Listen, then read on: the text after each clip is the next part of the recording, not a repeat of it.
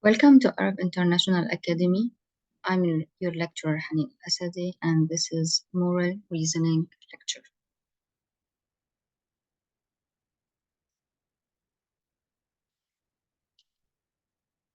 Moral reasoning is the process through which we make decisions about what is right and what is good, bad, based on ethical principles and values. It involves thinking critically, considering the consequences of our actions, and evaluating the moral implications of our choices. For example, when faced with decision, we engage in moral reasoning to determine the morally appropriate course of action. It means how will you act, how will you respond, thinking how it will impact you, others, and everyone around you in a more simple word. Definition of moral reasoning. Moral reasoning is the cognitive process through which we evaluate ethical dilemmas and make decisions based on our moral beliefs and values. So it involves considering the principles that guide our behavior and analyzing the moral implications of our actions. By engaging in moral reasoning, we strive to act in accordance with our sense of what is morally right and just. So when we encounter an ethical dilemmas, moral reasoning helps us navigate complex situations by critically examining the moral dimensions involved in it.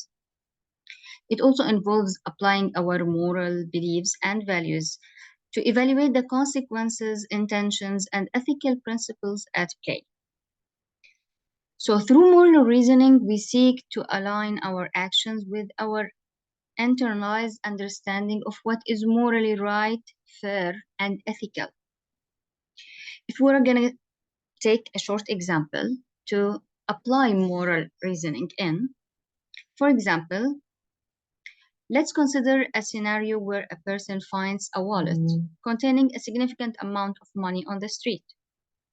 They have two options: keep the money for themselves or make efforts to return it to its rightful owner. Here, moral reasoning comes into play as they analyze the ethical implications of each choice. They may consider principles such as honesty, fairness, and respect of others. And by engaging into moral reasoning, they can determine that returning the wallet is the morally right course of action, because returning the wallet benefits the person who lost it. But if the person took the wallet for himself, another or someone else would get hurt, or would something bad happen to him, in a more simpler words. So moral reasoning is not a one-size-fits-all process. It depends on the situation itself. You have to think thoroughly of it, how it will affect you, others, society. It is influenced by our individual beliefs, cultural norms, personal experiences, and the ethical theories or frameworks we adhere to. So through moral reasoning, we strive to make well-informed and ethically sound decisions that align with our values and principles. So again, moral reasoning is different for every individual, and it is affected by a lot of factors like culture, religion, beliefs. So it's not the same for all people, and not the same in all countries or in all places or in all societies. Now, by encountering moral reasoning, we develop our ability to critically evaluate ethical dilemmas. Dilemmas is like when you have a problem that might have more than one solution and have more than one judgment on it. That's why it's considered a dilemma, something hard to take a decision in. Consider the perspective of others and make choices that promote ethical behavior and social responsibility.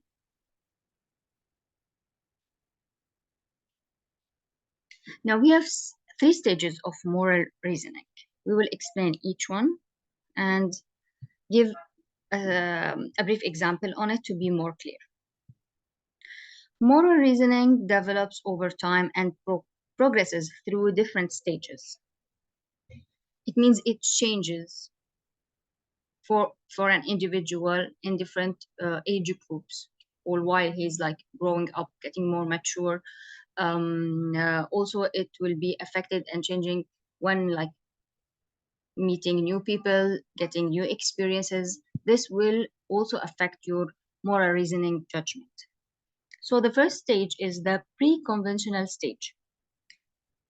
In this stage, individuals make moral decisions based on self-interest and immediate consequences. So their moral reasoning is centered around avoiding punishment and seeking personal rewards. They may follow rules to avoid getting in trouble or act in a way that benefits themselves. So in this stage, individual may prioritize their own needs and desires over the well-being or rights of others. This example will explain what pre-conventional stage means. So if you take a child at the pre-conventional stage, may refrain from stealing a toy because they fear getting caught and being punished.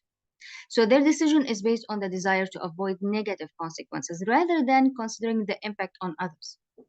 So he's avoiding the punishment, not thinking that this action is a wrong or that action would cause harm for others. No, he's thinking only about himself and about the consequences of what he will do, but also referring to himself, not for others. Now, the conventional stage, people make moral decisions based on social norms and expectations. So they value conformity and seek approval from others. Their moral reasoning is influenced by the desire to maintain social order and meet the expectations of their community or society. So in this stage, they may follow rules and conform for social norms as a way of upholding moral standards and avoiding disapproval. So in this stage, they are seeking approval of others regarding of the consequences and not thinking about what will happen to others if they do a certain behavior. No, they only seek approval in it. So just to be accepted. So they would take a decision or act in a certain way just because they want others to approve them. So for example, a person in this stage may choose to donate to a charitable cause because they want to be seen as generous and caring by their peers. Their decision is driven by the desire to conform to social expectations and gain approval from others. So he's doing charity just so people would say, okay, he donated to charity. He's a good man. He's a good woman or whatever. He's a good person, but not for the sake of helping others and not for the sake of helping the poor or the sick. So he's not aiming to benefit anyone, just aiming to be approved and acceptable by the society he lives in. The last stage of moral reasoning, and it's the we can say it's the healthier stage or the correct stage that people should reach. In this post-conventional stage, individuals develop their own set of ethical principles and values. So they go beyond social norms and consider abstract ethical principles, individual rights, and justice when making moral choices. People in this stage in moral reasoning transcends social expectations and may even challenge existing norms or laws in pursuit of justice and fairness. So in this stage, they are not seeking approve of others. They are seeking the actual benefit of others. And if a law or approval from people is, in their opinion, is opposing the righteous behavior, they will try to rebel on it and even change it. So they don't care for others' opinion as long as they are doing the acts that are most beneficial to others. So, for example, an individual may engage in civil disobedience to protest an unjust law or advocate for social change or for climate change or any change that would benefit most of people. So they prioritize principles of equality, human rights, and justice over conforming to social expectations. They don't seek approval, they seek the higher benefit of actions. So it's important to note that not everyone reaches the post-conventional stage of moral reasoning. And individuals may vary in their progression through the stages. So the stages provide a framework for understanding how moral reasoning develops and evolves over time. And by understanding these stages, we can appreciate that moral reasoning is a dynamic process that evolves as individuals mature and gain more experience and exposure to diverse perspectives.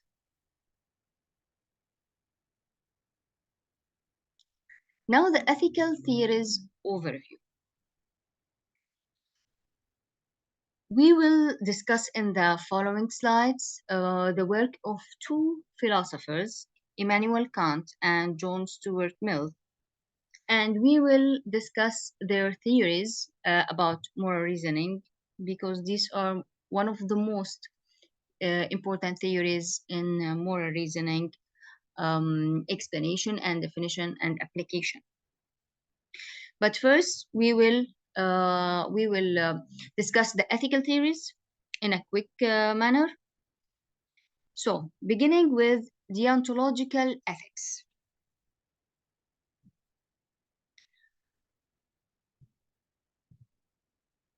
So, deontological ethics focuses on moral studies and obligations.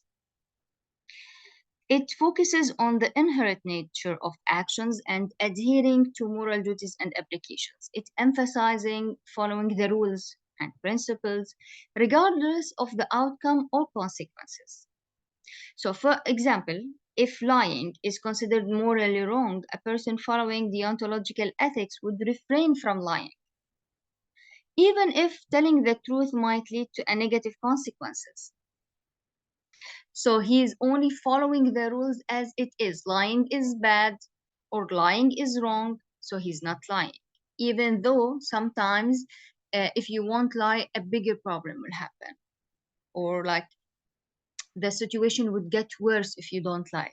But for a deontological ethics, lying is wrong, so an individual just refrain from lying even if this would cause more harm or damage. So this is exactly following the rules and principles as it is, regardless of the outcome. The second theory is consequentialist ethics. It emphasizes the outcomes and consequences of action, seeking to maximize overall happiness or well-being. So this is somehow opposing to the deontological ethics, because here consequentialists, they care about the result and the outcome. So lying is morally wrong, but for a consequentialist ethics, if lying would help the situation or would increase happiness or would get any action better or any problem solving it, he would lie. He doesn't mind lying as long as it will result in a positive outcome. The deontological, again, they will not lie no matter what is the consequences. This lying is an example in this case. While consequentialists would think about the result, not about the rules. So it evaluates the moral worth of an action based on its consequences. Giving an example of utilitarianism is a form of consequentialist ethics that aims to maximize happiness or well-being for the greatest number of people. So a person following consequentialist ethics may choose to donate money to a charity because it will have a positive impact on the well-being of others. So he is donating money because of the consequences of donating this money will increase happiness by helping others, by helping the situation people live in, not just because charity is a good thing to do. So he's not following the rule, he is thinking of the consequences of it. The last theory is the virtue ethics. Virtue ethics centers around developing moral character traits that guide our behavior. It focuses on cultivating virtues such as honesty, compassion, integrity, courage. So, for instance, a person following the virtue ethics may strive to be honest in all their interactions, seeing honesty as fundamental virtue that shapes their behavior and fosters trust in their relationships. So, honesty is an essential part of their character. They are honest in all situations. This is regarding the virtue ethics. So, honesty is a part of their character, a part of their moral system that is applied in all situations in their lives. So they don't think about the consequences or the rule only. Now it's part of their character. So these ethical theories offer different perspectives on moral reasoning and provide tools for analyzing ethical dilemmas and making ethical decisions. By understanding these theories, we can explore various approaches to ethical decision making and develop a broader understanding of moral concepts. So we have the stages of moral reasoning and the theories. And as you see, these are connected because in each stage, you could apply a different ethical theory. It would depend on the age, the maturity, the experiences an individual has passed through. And this will also help him reach the perfect ethical theory that would be the best for moral reasoning, judgment, and to be a better individual with better decision making. Immanuel Kant's groundwork for the metaphysics of morals. We have mentioned that we will discuss the work of Immanuel Kant, who's a great philosopher, and his book, The Groundwork for the Metaphysics of Morals. So his work basically explores the foundation of moral philosophy.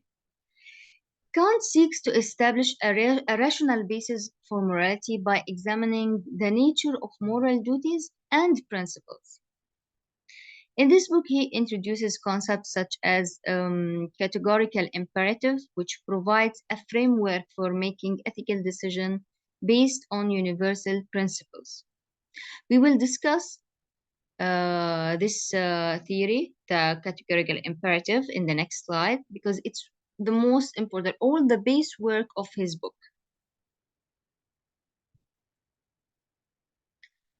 So categorical imperative. We will give example about it and we will explain it thoroughly. So we will start by defining it. So the categorical imperative as proposed by Kant, so as Kant defined it, is a moral principle that requires us to act according to principles that we would want everyone to follow universally. So here he is connecting the moral reasoning judgment with the universal laws that would be applied for everyone. It emphasizes the idea of treating others with respect, fairness, and consistency. The categorical imperative challenges us to consider the moral implications of our actions by asking whether the principle behind our actions can be applied universally without contradictions. So again, Immanuel Kant is presenting the moral reasoning theory, which is categorical imperative, and he wants to apply it universally. We have mentioned before that sometimes moral reasoning differ from an individual to individual according to his experience, beliefs, religion, culture. But here, Immanuel Kant wants us to think before doing any action or any decision if the decision we are making can be applied universally without any contradiction. So let's imagine a situation. This example will help explain it more. Let's imagine a situation where a person is considering lying to their friends to avoid hurting their feelings. So applying the categorical imperative, they would ask themselves whether they would want lying to be a universal principle that everyone follows in similar situation, and they would consider whether a world where lying is universally accepted would be fair, trustworthy, or conducive to healthy relationships.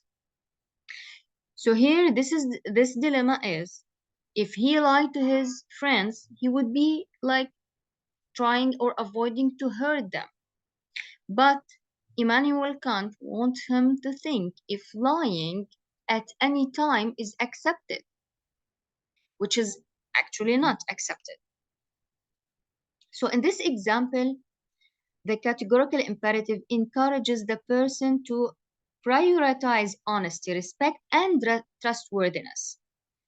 So not thinking about the consequences or how he would hurt his friends. No, he wants him to act by honesty, respect, and trustworthiness, and prioritize this above hurting his friends' feelings. So they would recognize that if lying become a universal principle, it would undermine trust and create an environment where communication and relationships suffer.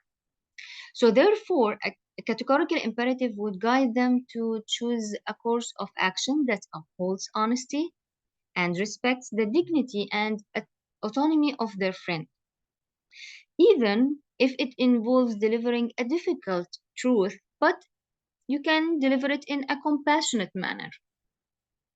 So Immanuel Kant preferred the universal law to follow the ethical and moral values than thinking of the consequences of a decision. So if you're gonna hurt someone's feeling by lying to him, by not lying, it's fine, just as long as you don't lie.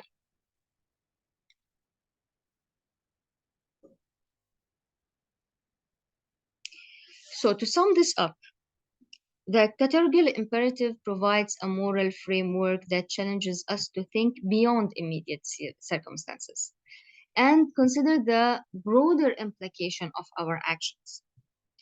It calls for consistency and fairness in our moral decision making, promoting a world where moral principles are universally applied without contradictions. So, Immanuel Kant wants the moral reasoning system to be applied universally and to have consistency no matter of the consequences. And he wants to avoid contradictions to this system or this law system. Universal law formulation. This will explain more about the universal ethical system that Immanuel Kant wants to be applied. Kant's universal law formulation is a way of applying the categorical imperative. It urges us to consider whether the principle underlying our actions could be universally accepted as a moral law.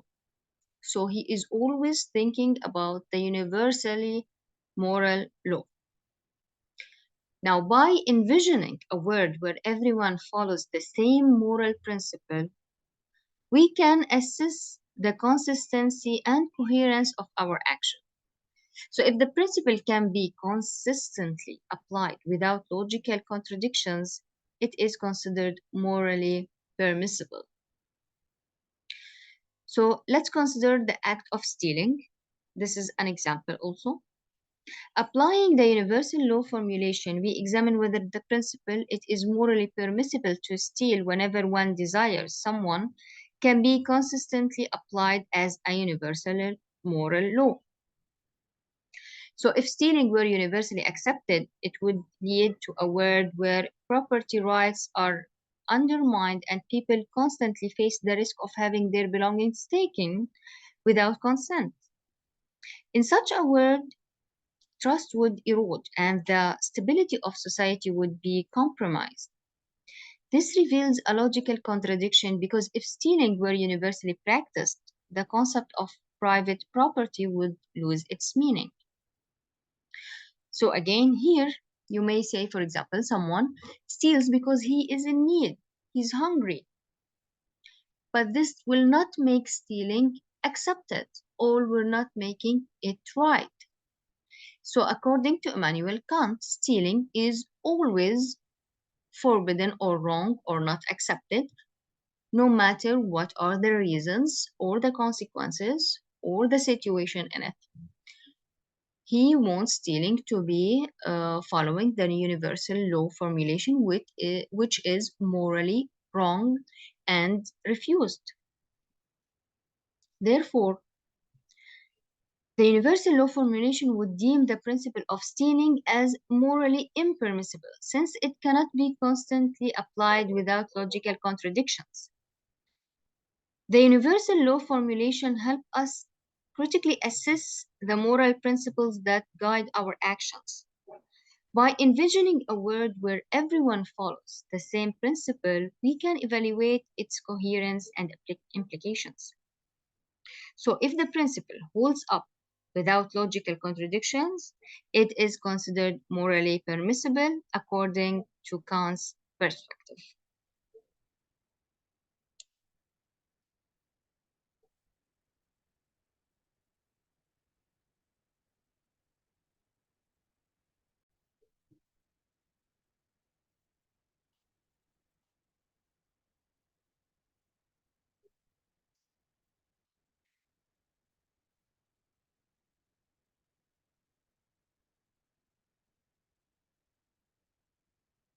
Humanity as an end in itself. Kant's second formulation of the categorical imperative states.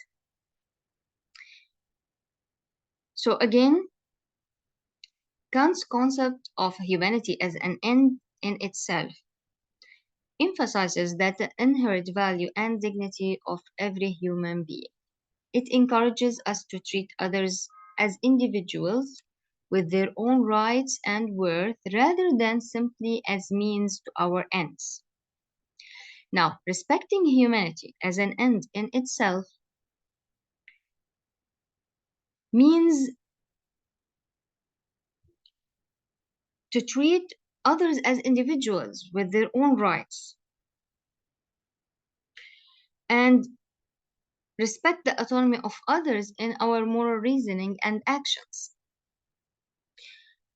To give an example to explain this more, I know it's a bit complicated because it's a philosophical theory for Immanuel Kant.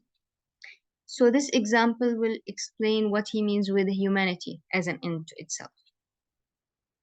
Imagine a society of the kingdom of ends where everyone respects the right and dignity of others. So imagine we are living in a society where everyone respects the rights and dignity of others. In this community, people treat each other with what? With fairness, honesty, and compassion. And they prioritize the well-being of all individuals and work together to create a harmonious and just society. Now, by reflecting on this imaginary community, because it is called imaginary community because it's hard to achieve, we can consider how our actions align with the principles of fairness, justice, and respect for all individuals. Now, this philosophical concept of Immanuel Kant describes the perfect society that all individuals should aim to. It does not mean that it would be attained totally, but at least working towards it and trying to have the most percentage of the society to have this moral reasoning judgment and aim to prioritize the benefit of all individuals, not just ourselves.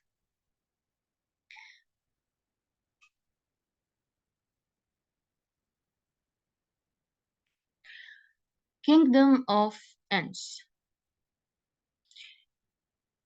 This is the third formulation of the categorical imperative. It acts if we're through your maxims, law-making member of kingdom of ends. What does this mean?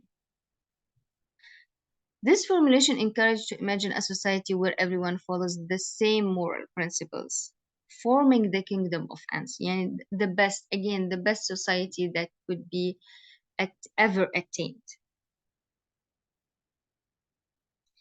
which is like the virtuous city of Aristotle.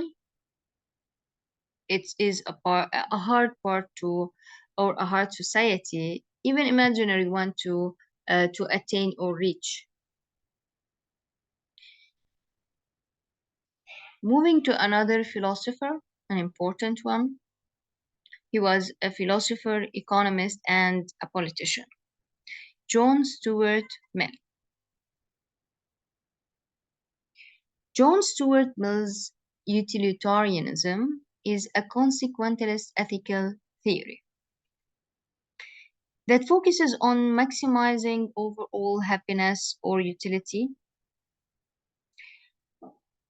According to Mill, actions are morally right if they lead to the greatest amount of happiness for the greatest number of people.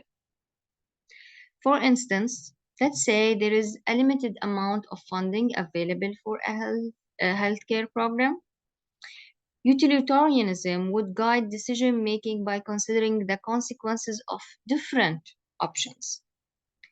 So the decision makers would choose the option that provides the maximum overall happiness, such as allocating funds to a program that offers medical treatment to a larger number of individuals, rather than a program that benefits only a few.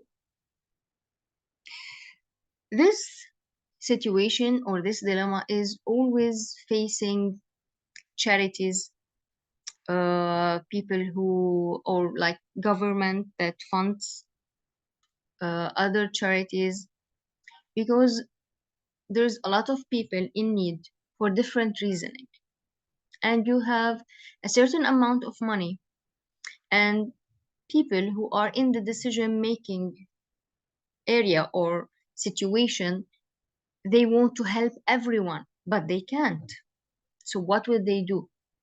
They would decide on the best decision, or the decision that would help the bigger amount of people, or would help the most in need. Even if it's a bit unfair to others, they are also suffering. But this is a hard decision to make. So following utilitarianism of John Stuart Mill will help people use this moral reasoning theory to apply the decision that would help and bring the greatest happiness for the greatest number of people. Even if there is another consequences would happen by another people, or another part would be still suffering, but they have to take one decision after all.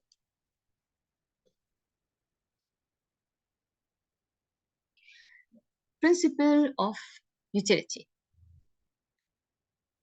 So we will explain utilitarianism more by discussing the principle of utility. The principle of utility is advocated by men, suggests that we should choose actions that bring about the greatest overall happiness and minimize suffering. So it involves considering the consequences of our action and aiming to maximize happiness for the greatest number of people. And the principle of utility requires us to consider the well being of others and make choices that promote the greatest overall happiness. So, suppose there is a debate about whether a factory should be built in a certain area. The principle of utility would consider the potential consequences on the community and the environment. The decision makers would assess factors such as air and water pollution, job creation, economical development, and the overall well-being of the affected population. So the goal would be to make a decision that maximizes the overall happiness and minimize the negative impacts. So this decision about building a factory would have negative impact for sure, but they would assess if they're gonna build it in a certain area, will the positive impact would be more than the negative one? And this point, they would take the decision to build it and they will focus on the positive impacts and try to minimize the negative one. Because there is no situation and no decision with only positive impacts. It will always have a negative one. And this is where moral reasoning play its role. Moral reasoning help you to take a decision, even if it will have a part of it negative consequences, but if the positive consequences is more, then you will take this decision anyway. This is regarding to the principle of utility, because as you see, Immanuel Kant does not agree totally with Mill. Mill wants moral reasoning judgment to be according to utility. But Immanuel Kant wanted to be a universal law no matter what the consequences is. What's right is right, what's wrong is wrong ethically. So these are two theories that somehow not completely contradict each other, but somehow there's differences and contradiction between the two theories of these two philosophers. So by engaging in philosophical thoughts and critical thinking, we enhance our ability to examine ethical issues from multiple angles, challenge assumption, and arrive at informed and thoughtful conclusions.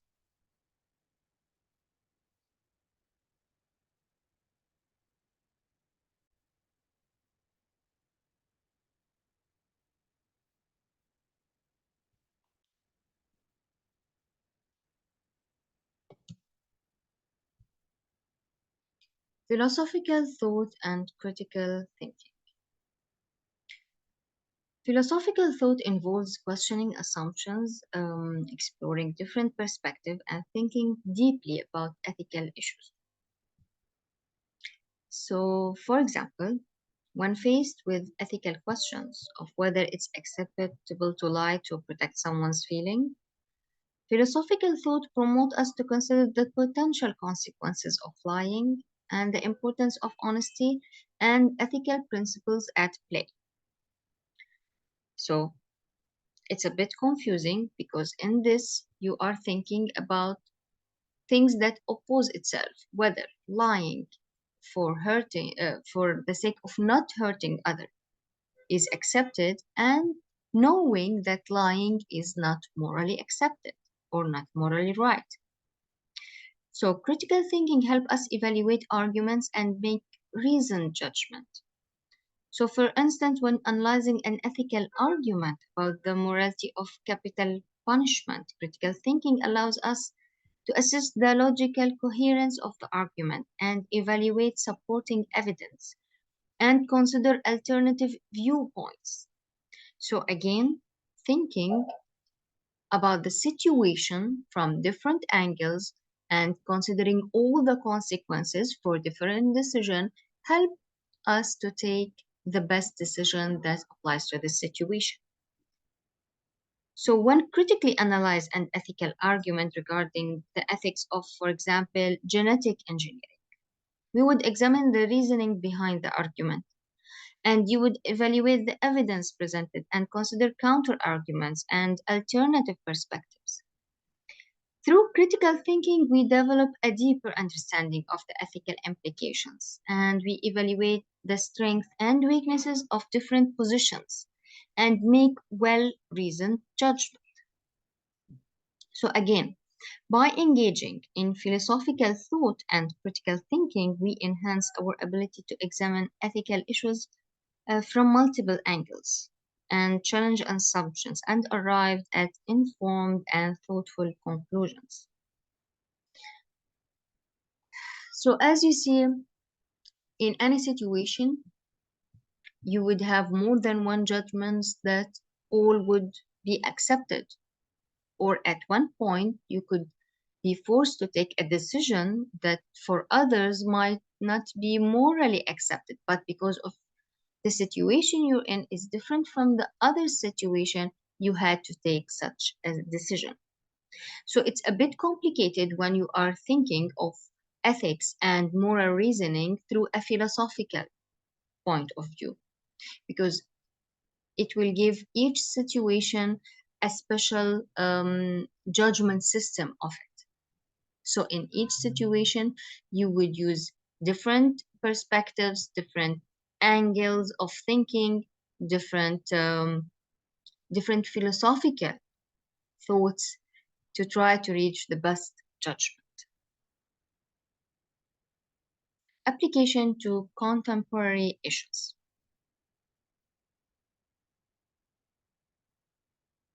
Now, what is meant by contemporary issues? It means modern issues.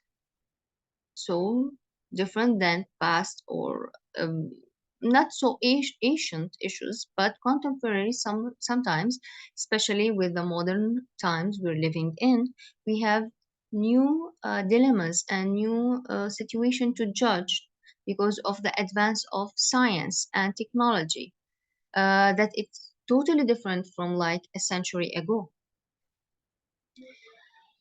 So in our modern world, moral reasoning can be applied to various contemporary issues. For example, regarding to environmental ethics. Now we can apply moral reasoning to issues of climate change. By considering the consequences of our actions on the environment and future generations, we can make choices such as, for example, reducing our carbon footprint, supporting sustainable practices, advocating for environmental rights, and for policies that prioritize environmental conservation.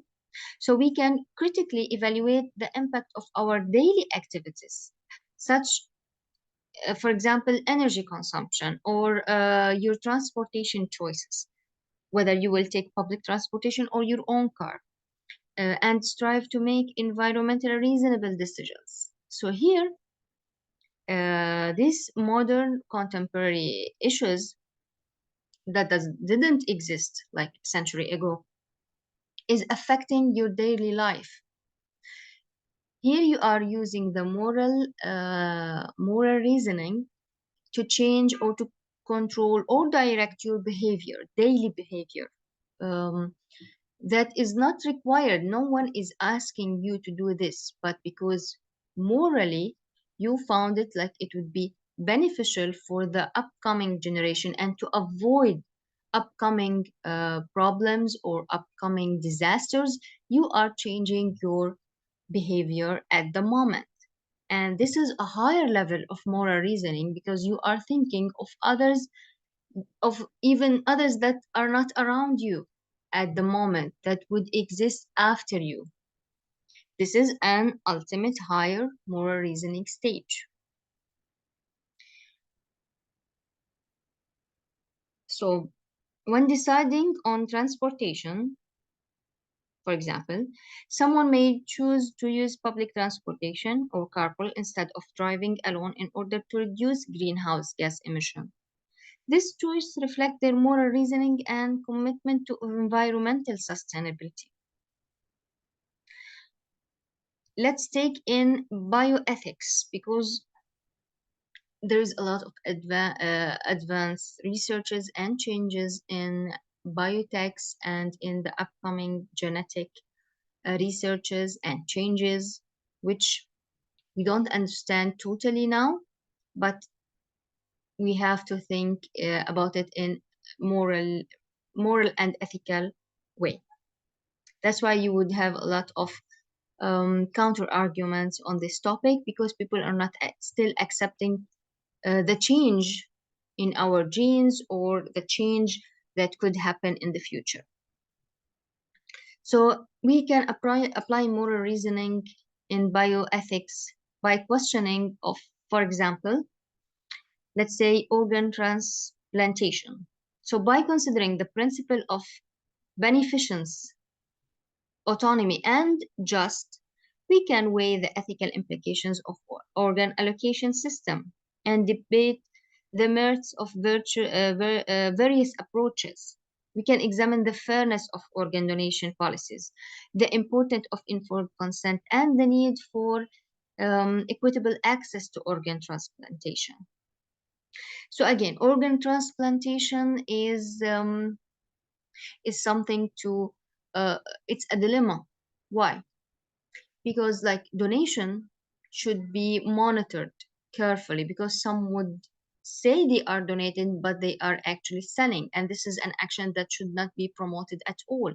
This is an action should be stopped and prevented. So making more rules about accepting donation from a human being that who is already like living to another living human being should have a lot of rules, monitor, um, and consider truly to accept the donation. Should be like first members, and they should examine the reasons for the donation so they would avoid crimes of like selling or organ stealing and issues like this. And on the other hand, if you have donors who are donating for not for a relative, this is usually after death or whatever.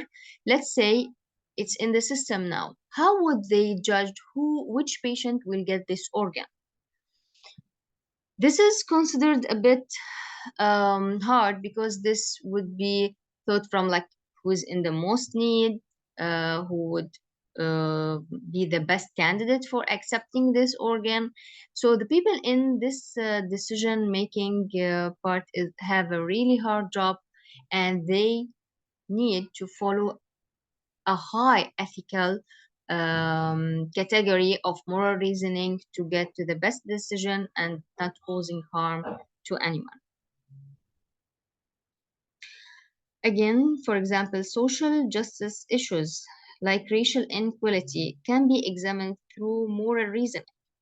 So, by analyzing the principles of fairness and equality, we can evaluate policies and practices that perpetuate systemic of discrimination and advocate for measures that promote equal opportunities for all individuals.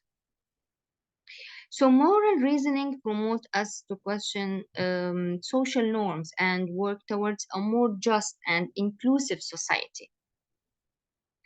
So let's give another example. So when discussing racial inequality, individuals may engage in moral reasoning to critically evaluate policies. And they may reflect on the principle of fairness, justice, and advocating for policies that prevent discrimination on for racial inequalities.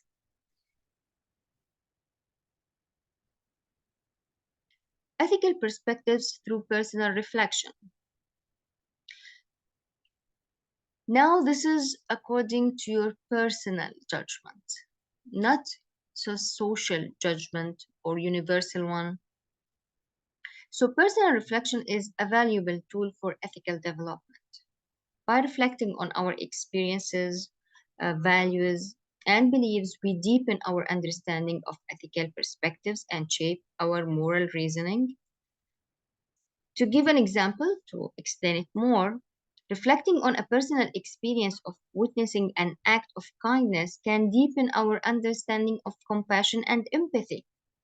So, this reflection may inspire us to incorporate these virtues into our daily interactions, treating others with kindness and consideration. So, after witnessing an act of kindness, such as someone helping a stranger in need, personal reflection may lead us to question how we can actively practice compassion in our own lives. We may strive to be more empathetic toward others and seek opportunities to extend kindness to those around us. So, witnessing an act of kindness pushes you to do an act of kindness yourself. That what is reflection of a personal experiences. Also, reflecting on personal values and beliefs. So, regarding environmental, for example, sustainability can lead to a stronger commitment to conservation efforts. So, by considering the impact of individual actions on the environment, such as reducing waste or adopting eco friendly practices, personal reflection can guide us towards more ethical and sustainable choices. So, for example, when reflecting on a personal values related to environmental sustainability, an individual may evaluate their lifestyle choices and habits. This reflection may lead them to make changes such as reducing single-use plastic, embracing renewable energy sources, or even supporting environmentally conscious businesses. So, by engaging in personal reflection, we deepen our understanding of ethical perspective, align our actions with our values, and make choices that promote a more ethical and reasonable approach to more contemporary issues. Remember the past slide about modern issues? So, personal reflections, it means when you go through personal experiences or collide with others who have certain values and convictions, you might reflect this situation, this experience, this exposure to others' values and ethical morals. It could reflect on your own and change something in you. So, this is all about ethical perspective through personal reflection. Now, ethical decision making process. Let's say you face a moral dilemma involving a friend who wants to cheat in an exam. The ethical decision making process would involve recognizing the moral issue, gathering information about the potential consequences of cheating, analyzing the situation using ethical theories like deontology or consequentialism, considering the alternative perspective, and ultimately making a decision based on your values and ethical principles. So, would you recommend your friend to cheat? Like if he said, I will cheat just because I need or I have to pass this exam. Is this situation morally accepted? What decision would you take? Would you help him? Or you would try to convince him not to cheat even if he will fail, and maybe convince him to study and reapply the exam? So you will use, this is the ethical decision making process. You will think, you will analyze, you will think of the situation from all perspective and all point of view, then you would take a decision. Another example could be deciding whether to donate a portion of your income to a charitable cause. The decision making process would involve what? You would gather the information about that charity, You would reflect on your personal values of generosity and social responsibility. You could consider the potential consequences of your donation and ultimately making an informed decision aligned with your ethical principles. So, in these two examples, explains how ethical decision making process happen in your mind. How would you think?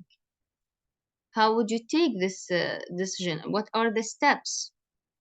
So again, from the slide in front of you, if you see the steps, it's recognizing and defining moral issue, gather the information and consider different perspective, applying all the ethical theories which we have discussed before. Do you remember the deontological or consequentialist? Is it just universally or morally accepted or refused, or you will think about the consequences?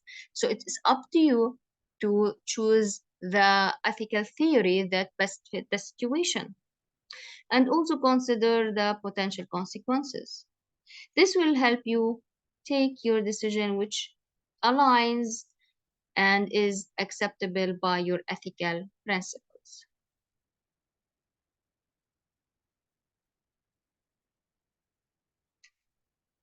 Ethical leadership. An ethical leader in a workplace, especially, might prioritize transparency and open communication, encouraging employees to voice their opinions and concerns.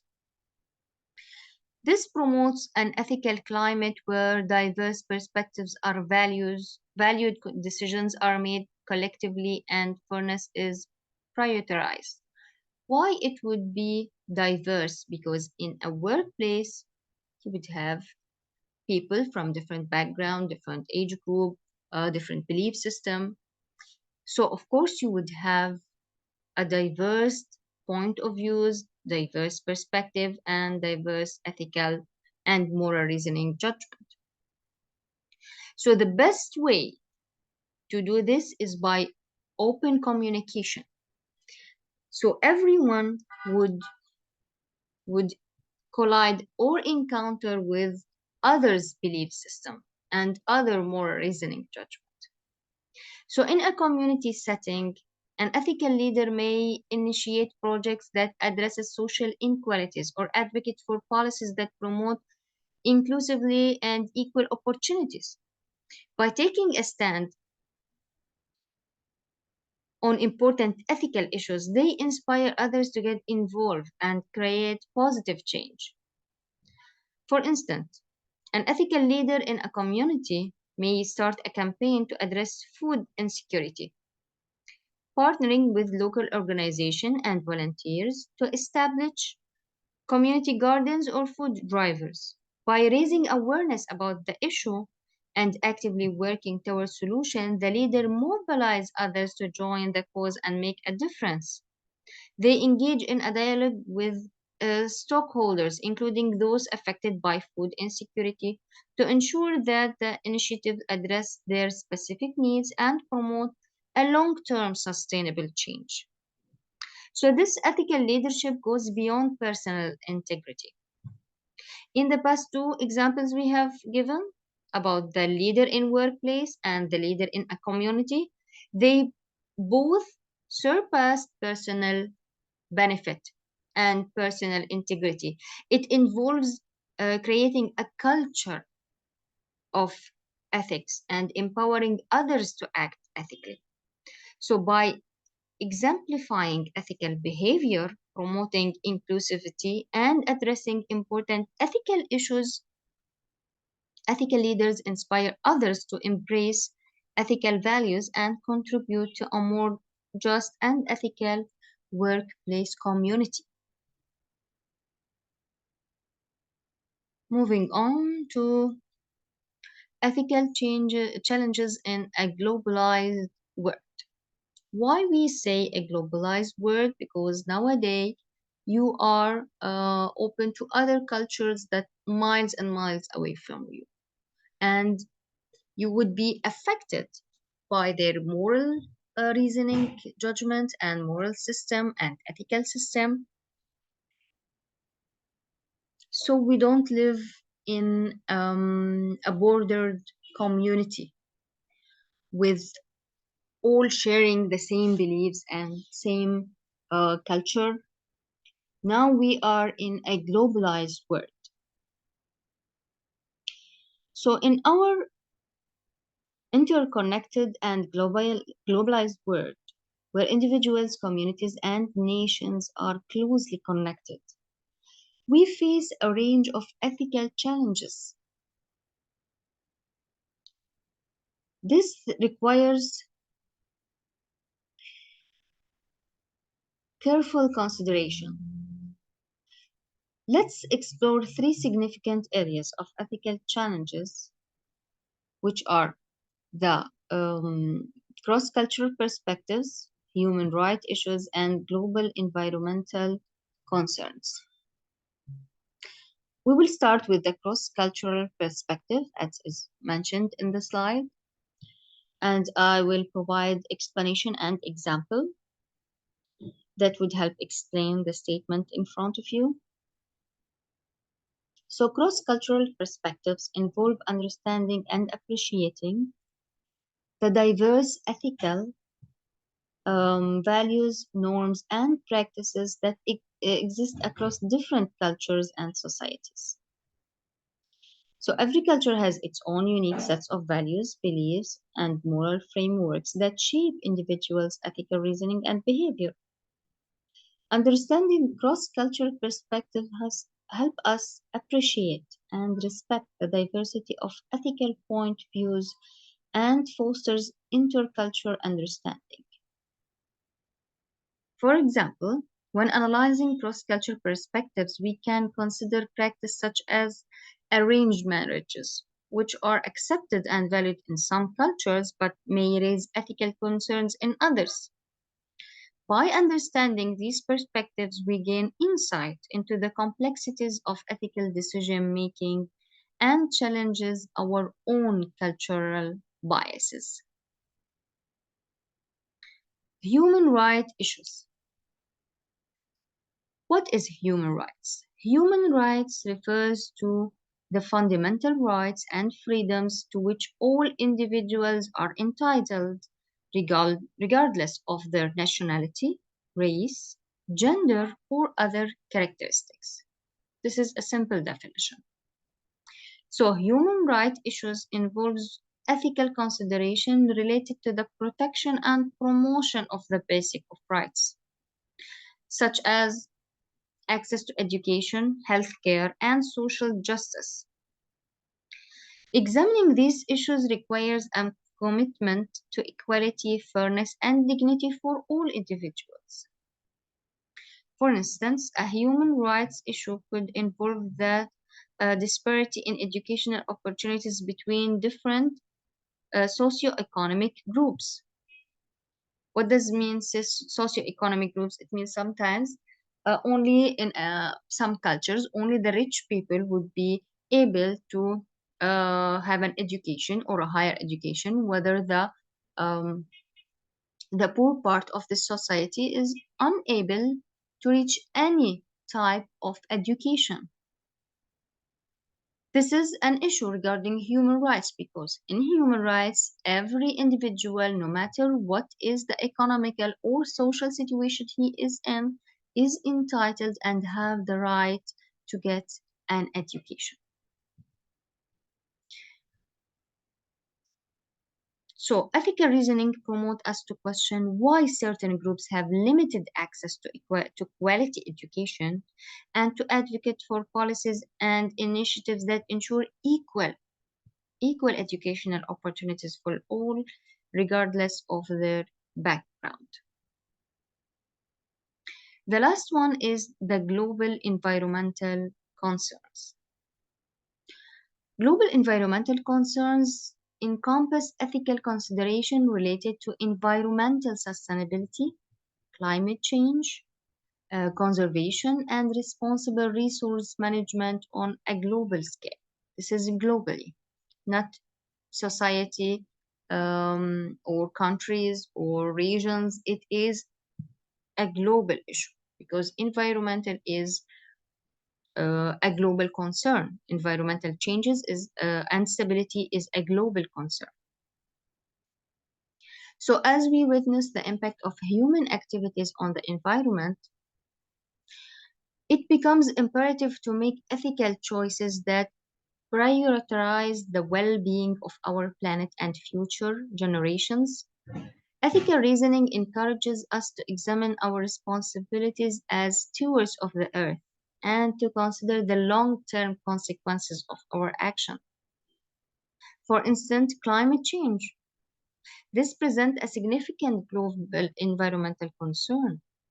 Ethical reasoning promotes us to address questions such as the ethical responsibilities of nations in reducing greenhouse gas emissions, the equitable distribution of resources for climate mitigation and adaptation. We can also consider the preservation of biodiversity. By applying ethical reasoning, we can strive to make a sustainable choices that protects our planet.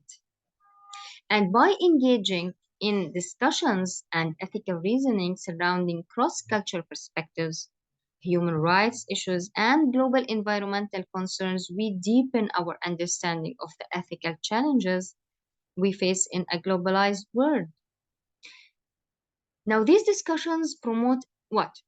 It promotes empathy, critical thinking, and a sense of global citizenship, ultimately shaping our actions and decisions in a more ethical and responsible manner.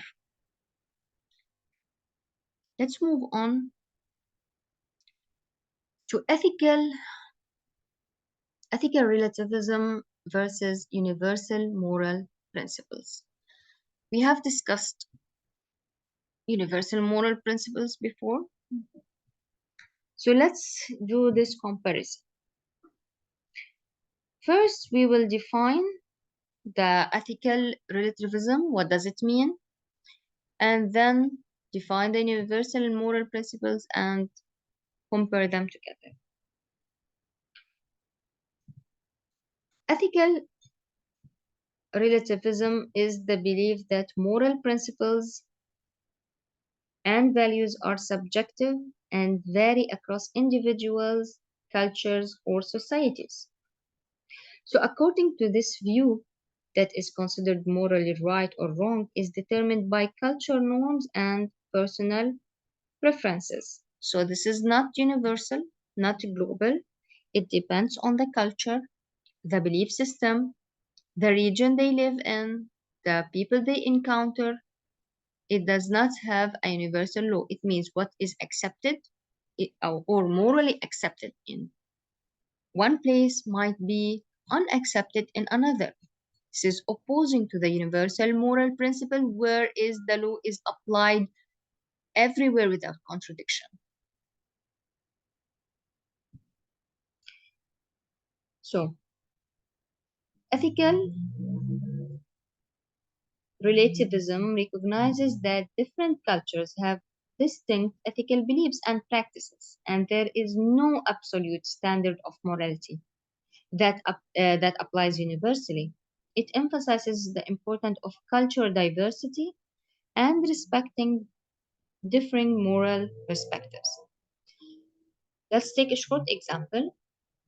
For instance, the practice of polygamy may be considered morally acceptable in certain cultures while it is deemed unethical in others. Ethical relativism suggests that the moral assessment of polygamy should be made within the context of the cultural values and norms of the practice particular society.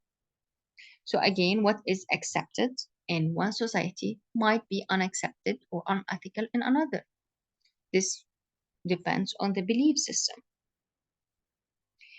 Now, universal moral principle proposes that certain ethical principles hold true across cultures and societies, independent of subjective opinion or cultural relativism. It argues that there are fundamental ethical values and principles that apply universally to all human beings without any exception and any contradiction. These principles may be grounded in concepts such as human dignity, fairness, or respect for autonomy. So, to be fair to the universal moral principles, there are some moral and ethical judgments or rights that are in fact universally or should be universally accepted and applied. And these are more higher issues like the right for education, a right to be safe, the right to be free. These would be accepted in any society and would have no contradictions because no well human being wouldn't want to be treated when he's sick, have the right to education, and be safe all the time. So, in fact, these higher ethical demands and moral demands is accepted in all societies and would have no contradictions from anyone.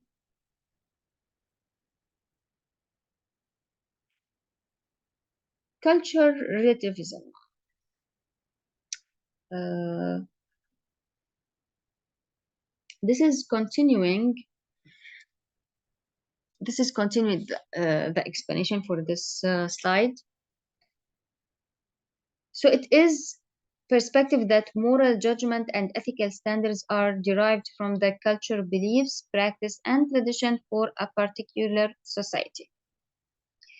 So culture relativism acknowledges that different cultures have their own moral codes and the moral judgment should be made within the culture context in which they occur.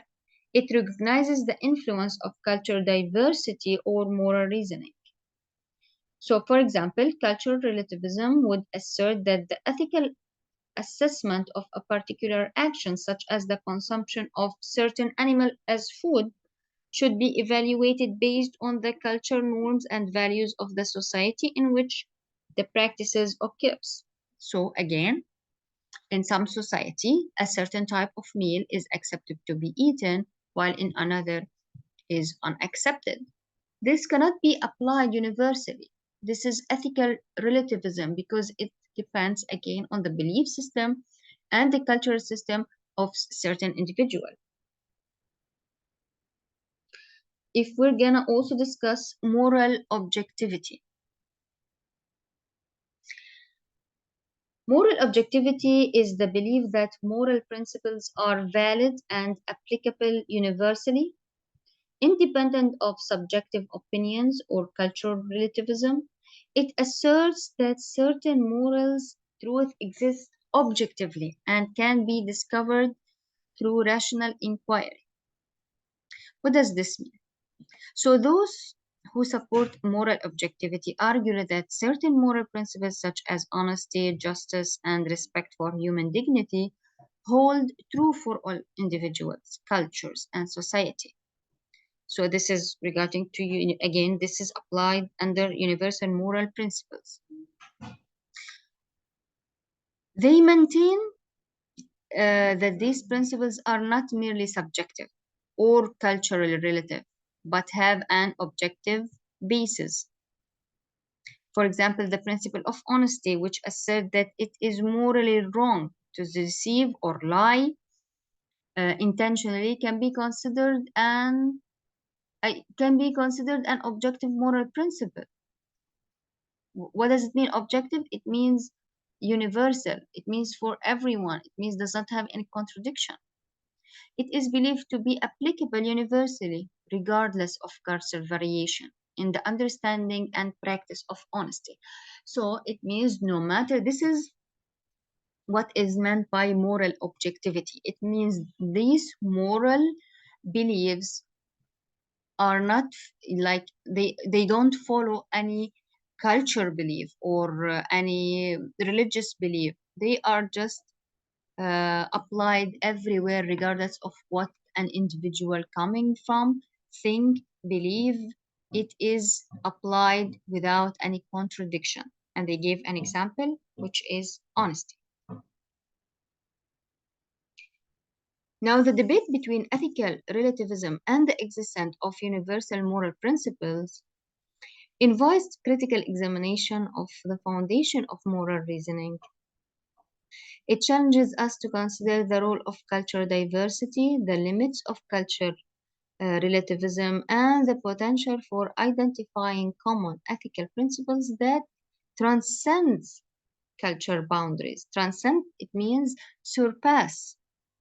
It means applied without any contradiction. So now uh, we compared ethical relativism versus universal moral principles by explaining and defining each term, and by exploring ethical relativism and existence, and also by explaining the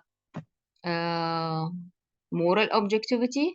And we have covered everything in the slide in front of you, but with examples and explanation. Moving to the next slide. Ethical reasoning and emotional intelligence. Now, as we human beings, we don't judge only by our mind. We are emotional creatures. And sometimes, or a lot of times, your emotion would get in the way of your judgment.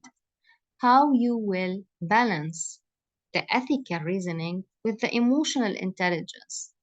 How would you balance them to take the correct decision that best benefit you and others at the same time? Emotional intelligence can enhance ethical reasoning in various scenarios. For example, when resolving conflicts, emotional intelligence helps us emphasize with others' perspective, control our own emotion, and find mutual beneficial solutions that respect everyone involved. When considering the ethical implications of artificial intelligence, emotional intelligence enables us to understand the potential social and emotional impact on individuals and make decisions that prioritize human well-being and prevent harm. So let's explore two examples where emotional intelligence positively impact ethical decision making, because sometimes it could negatively also affect the ethical making decision making. But we will take the positive one. For example, imagine you're in a workplace scenario where there is a disagreement between two team members regarding the allocation of resources. Emotional intelligence can help in resolving this conflict ethically. By utilizing emotional intelligence, you can empathize with others' perspective, allow individuals to understand and appreciate the feeling, concern, and viewpoints of both parties involved in the conflict. They can put themselves in others' shoes and recognize the emotions and motivations behind their position. You can control their own emotions by what? By helping individual manage their emotion effectively. They can remain calm, composed, and objective during the conflict resolution process, avoiding emotional reaction that may escalate the situation or hinder rational decision maker. The following step is um, finding mutual beneficial solution.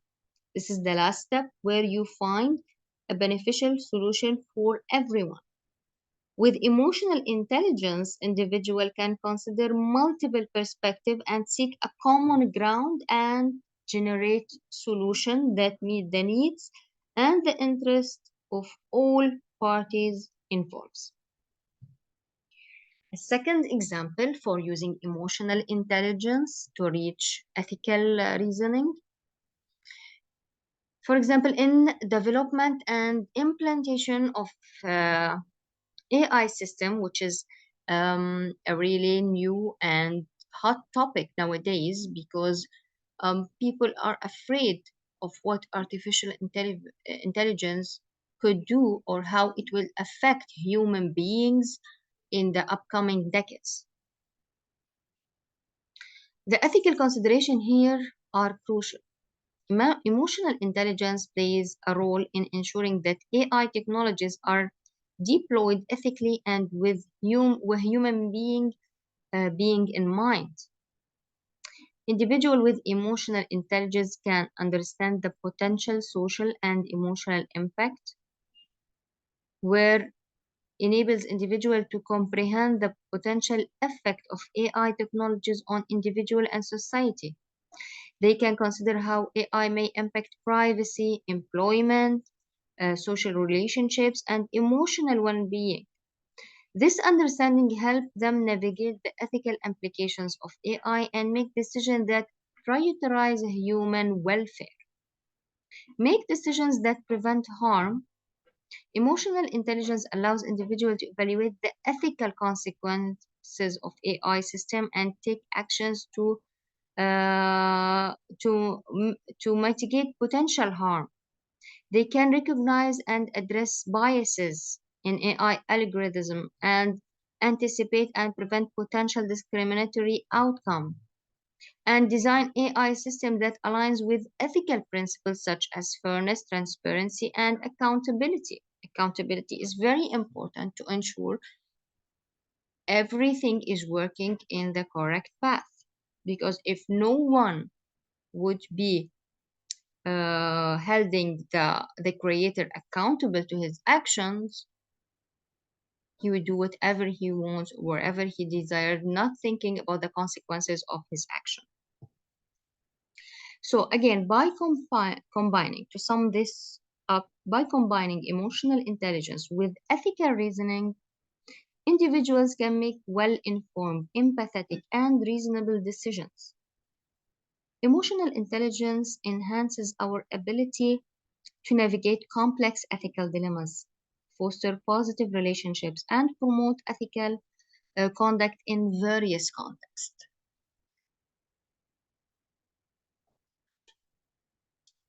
Let's move to ethical codes and professional conduct. Ethical codes and professional conduct play a significant role in guiding the behavior and actions of individuals in various professions. Let's explore the importance of ethical codes and how moral reasoning is essential for upholding these standards. First, let's define ethical codes. What does it mean? It is a set, they are a set of guidelines and principles that outline expectations for ethical behavior within specific profession or organization. Let's repeat.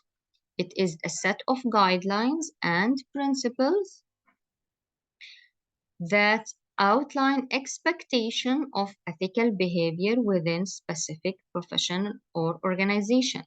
These codes are designed to ensure that the professional act with integrity, honesty, and respect for others while carrying out their duties. So, in a more simpler word, ethical codes provide a framework for professionals to navigate ethical challenges and dilemmas that may arise in their respective field. They serve as a reference point for decision making and help maintain high standards of professionalism and accountability. For example, to make this more clear, example of ethical codes include the American Medical Association Code of Medical Ethics, the American Psychological Association Ethical Principle of Psychologists and Code of Conduct, and the Society of Professional Journalists Code of Ethics. Each of these codes specifies ethical responsibilities and guidelines that professionals in these fields should follow. So, in any organization, when joining a job, you would have a guidelines of behavior, how to behave, what is the dress code, for example, how to act in certain situation, how to resolve certain situation, whom you should contact in case of any discrimination, in case of any harassment in your work environment. So these are guidelines that are presented to you when you join the job that you should follow and use carefully to have to excel in your profession and to do your work effectively. These are the ethical codes: how to behave, how to act with your colleagues, how to act with whether you have customers or you have patients or you have students, what is morally accepted and what is unaccepted in your behavior. Now, expectation for ethical behavior. Expectations for ethical behavior refer to the specific ethical principles and values that professionals are expected to uphold in their practices. So this expectation may include maintaining confidentiality, demonstrating integrity, respecting diversity, avoiding conflict of interest, and ensuring fairness and equality. For example, a lawyer is not allowed to to inform others with anything that happens with his the one who's working the case for. He's not allowed to say anything that the client has confessed or even said in confidentiality with him. This is for lawyers, for example, and same for doctors. These are codes, ethical codes that a doctor and a lawyer have to follow, and they could be sued if they don't follow these rules. Again, for example, in legal professional, ethical behavior entails maintaining attorney-client confidentiality, avoiding conflicts of interest, and providing commitment and delegation representation. For engineers, for example, ethical behavior may involve prioritizing public safety, ensuring quality in their work, and adhering to environmental sustainability standards. So we explained the ethical codes. What does it mean? We explained the ethical behavior, the expectation for ethical behaviors, and now we will discuss the third point on the slide in front of you, which is applying moral reasoning in the professional setting. Let's define what is meant by applying moral reasoning. Applying moral reasoning involves using ethical principles, critical thinking, and reflection to make ethical decisions and navigate complex ethical dilemmas in professional settings. Let's explain it more. So, professionals encounter situations that requires ethical decision making. In any professional, anyone could face a situation where he needs to take an ethical decision. They must weigh different moral considerations and make choices that align with the ethical principles. So when taking this decision, they have to think about the ethical codes and the ethical behavior, the expected ethical behavior, these 2 points, in order to apply the moral reasoning and take a decision. Here, moral reasoning helps professionals analyze the potential consequences of their action, consider the perspective of, for example, stakeholders, and make ethically sound judgment. Another example, for example, in a healthcare professional faced with a patient request for confidentiality may need to engage in moral reasoning to balance the importance of privacy with the consideration of public safety or the well-being of others individual.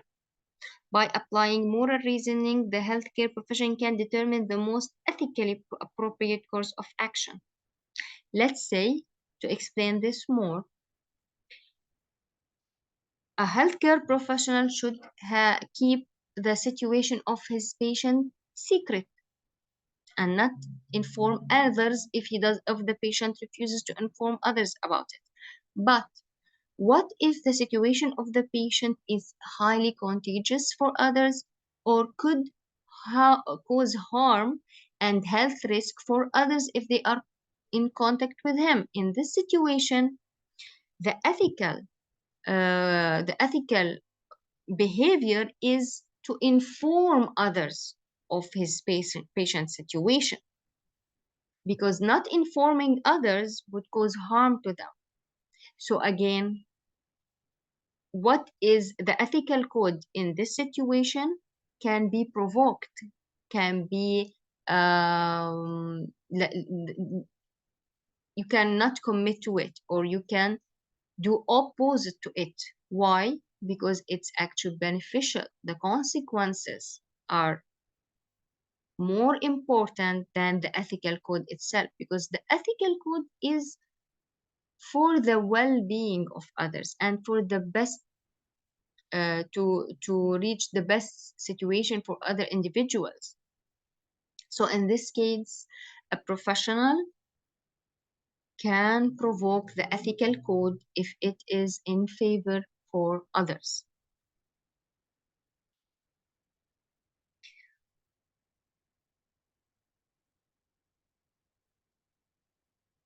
So, to sum this up, by following ethical codes and applying moral reasoning, professionals uphold the values and principles accepted within their respective fields. So, regarding a teacher, a doctor, a healthcare professional, an engineer, you just don't follow the ethical codes by itself as it is, no matter what the situation is. You have to add apply moral reasoning for this ethical code to work properly. Because sometimes, as we have mentioned before, because after applying moral reasoning, you find that provoking the ethical code would be the best choice and the most appropriate judgment to take.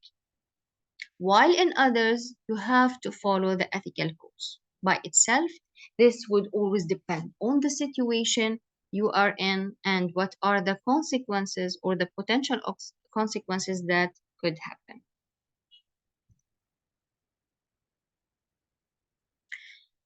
Ethical dilemmas and case studies.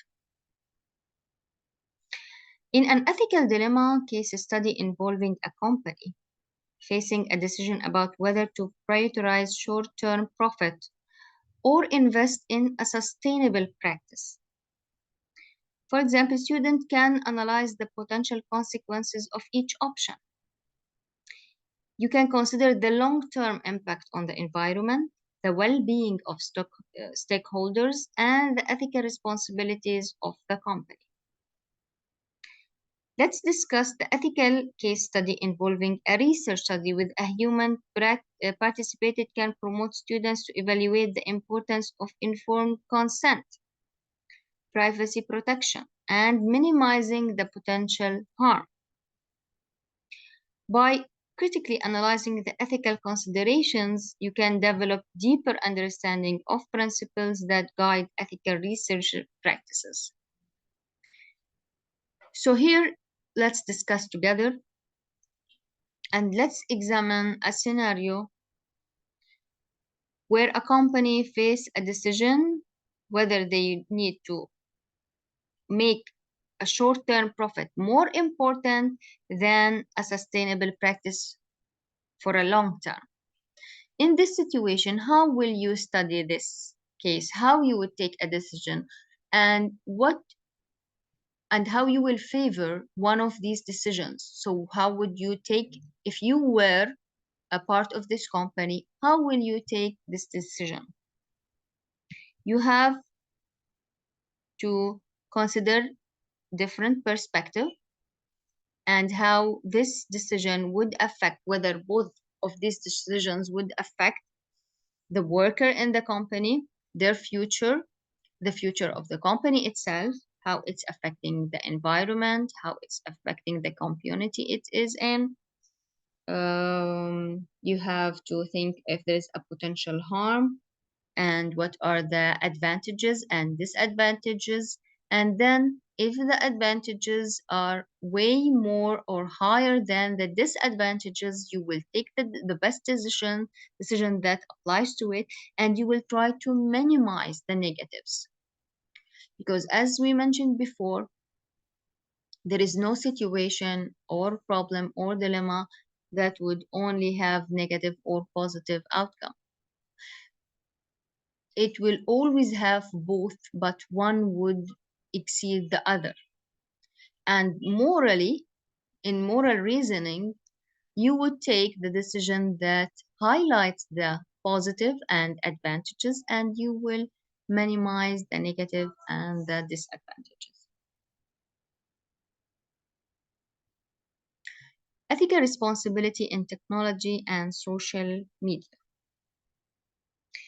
There is no topic nowadays that is not related directly or indirectly to social media, because social media, we are connected to it daily, on daily basis, and in every moment. And now it's connected even to scientific researches, technology, the teaching system.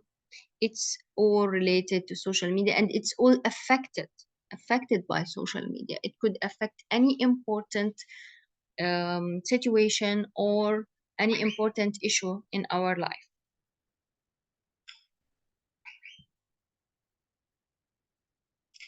So let's discuss privacy concerns in social media. For example, sharing personal information online and the potential consequences of data breaches. Now, everyone is held responsible for the information he shares on social media. So if you don't want, here you will take a decision. If you don't want anyone to reach this information or to attempt to steal it or use it, you should be really careful in where you post your information or your data or your photos, that it's not accessible to others. You need to reflect on the importance of consent and individual autonomy and responsible use of technology.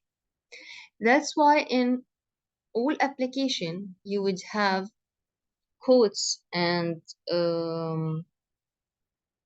you would have to agree and consent to the rules of this application. This application is protecting the owners and protecting itself from any breach that could happen and any information that could be leaked. And your ethical responsibility is to read carefully these guidelines and the things you are consenting and approving. This is your moral duty.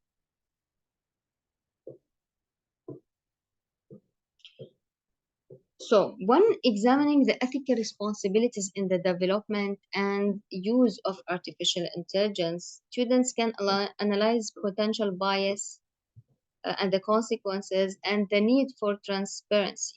For example, imagine a scenario where a student is active on social media and frequently shares personal information, such as location and photos and personal opinions, without considering the potential consequences. By discussing the ethical aspects, students can analyze the importance of privacy and informed consent. They can reflect on the ethical responsibility of individuals to protect their own privacy, respect the privacy of others, and critically evaluate the potential risk of sharing personal information online. When we examine the ethical responsibility in the development and use of artificial intelligence, you can analyze potential biases, unintended consequences, and the need of transparency and accountability. So again, ethical responsibility relies on all of us, the one who is sharing the information and the one who is receiving it. If you don't want anyone to use the information against you, you should be responsible and consider the risk of sharing your location, for example. And as the receiver of the information, we should have ethical responsibilities not to use others' information to harm them or to use it in our favor when it would hurt them or be a disadvantageous for others. But the most responsibility relies on the one who is sharing because it's easier to control and manage. So, in technology and social media, the one who is sharing and participating is the one held more responsible and should have ethical responsibility in order to avoid harm and avoid exploitation and avoid being in a situation that is harmful for himself.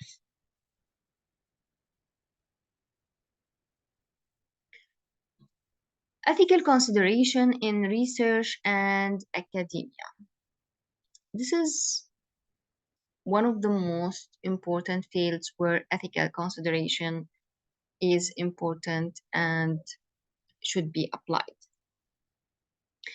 We will explore topics such as research design, data collection, informed consent, and plagiarism, conflict of interest, and responsible dissemination of research findings. So let's start by engaging in moral reasoning. We develop our ability to navigate ethical dilemmas and make well-informed choices that align with our values and principles.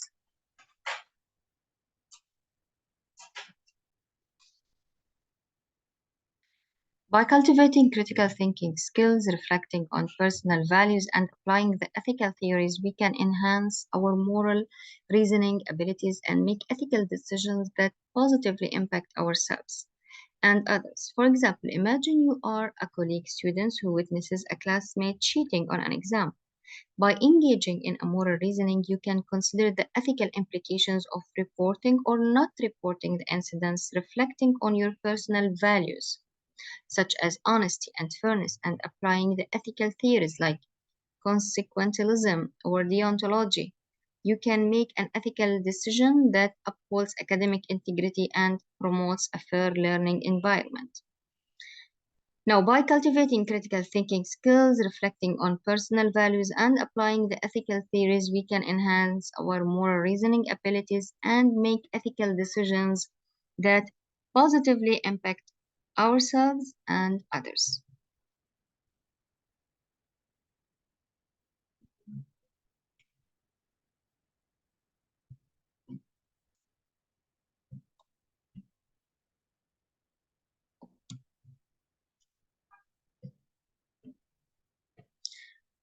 Conclusion.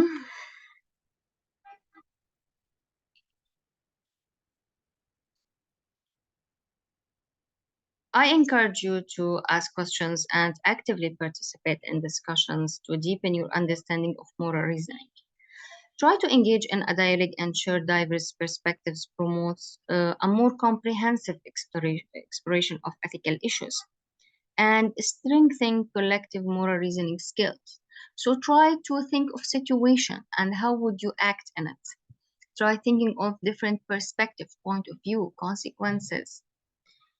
So to summarize this, moral reasoning is a cognitive process through which we evaluate ethical dilemmas and make decisions based on ethical principles and values. Again, it involves considering consequences of our action, understanding the ethical theories we have mentioned and discussed before, engage critical thinking, emotional intelligence, and how you will apply moral reasoning in taking a decision. These skills will evolve with experiences, will evolve with when you are subjected to different situations, It will evolve with age when you move from one culture or one region to another, one country to another. So it is always evolving and maturing as you evolve and mature. It's not 100% fixed or stable, where some, as we have mentioned before, some of the ethical and moral values are fixed and they are not affected by the culture or by the age or by the belief system, such as honesty, such as human rights, the rights to have an education, the rights to be safe, the right to have access to your needs, like food, for example. So these are applied without any contradiction.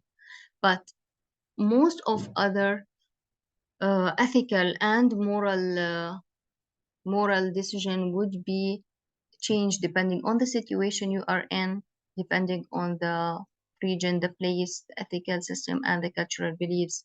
All of these would affect moral reasoning, and will affect the apply of moral reasoning in your decisions. Now we have reached the end of lecture.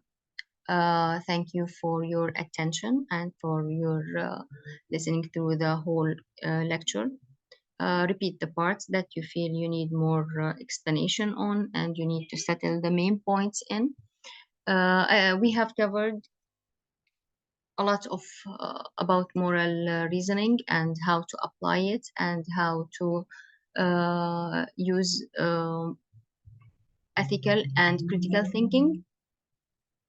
And I hope to see you in the next lecture. Thank you for your attention.